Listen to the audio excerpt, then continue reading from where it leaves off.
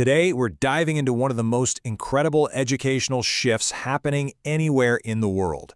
We're talking about India and how it's tackling a huge challenge by completely reimagining the classroom for millions of kids. And it all kicks off with one simple, creative idea.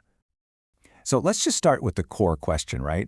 Imagine you have to guide a whole generation of students onto a totally new path for learning. How do you do that? How do you make sure that transition is smooth, that it's effective, and that you don't leave anybody behind? It is a massive, massive task. And the answer, well, it's beautifully simple.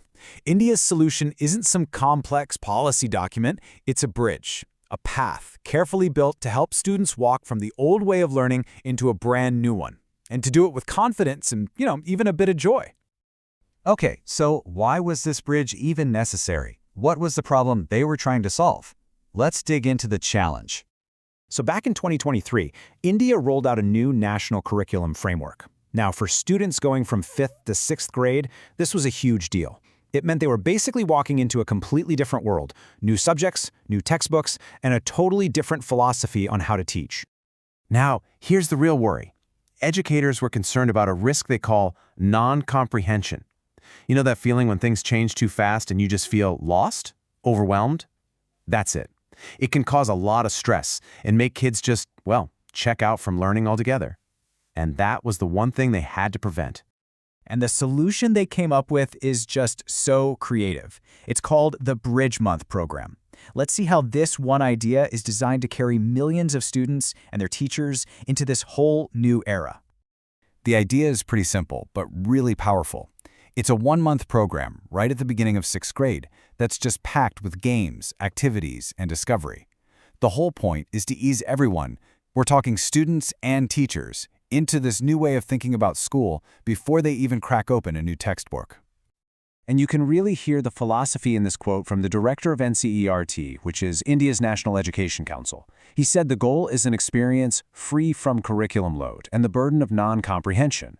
It just perfectly sums it up. Make learning joyful and accessible first. Now, this program isn't just about having fun. It represents a really deep shift in the whole philosophy of education. We're talking about moving away from some old-school methods and into something way more dynamic.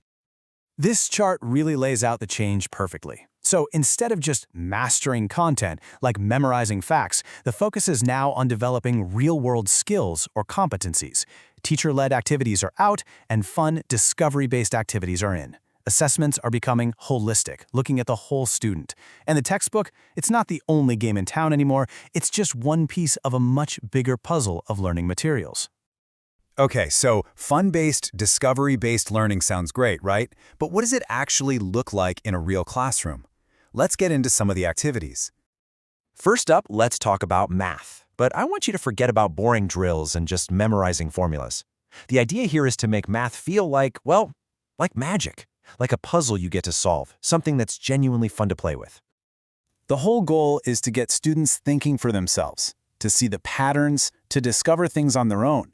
It's all about building that intuitive, analytical part of your brain through play, not just endless repetition. And check out some of these examples. They are brilliant.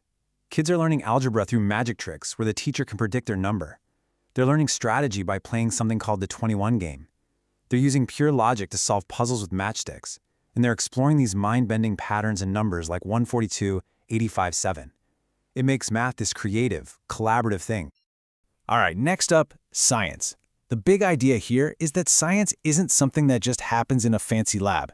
No, it's happening all around us every single day. So the activities are all about getting your hands dirty, It's all about inquiry and exploration. One day you might be doing a simple experiment with a candle and a glass to understand air pressure. The next day, you're outside, actually looking at different trees, leaves, and flowers. It's all about sparking that curiosity. And this new approach is happening across every single subject. In social science, kids might go out and interview elders in their community to learn about local history firsthand. In language class, they get fun challenges, like trying to write sentences without using the letter E.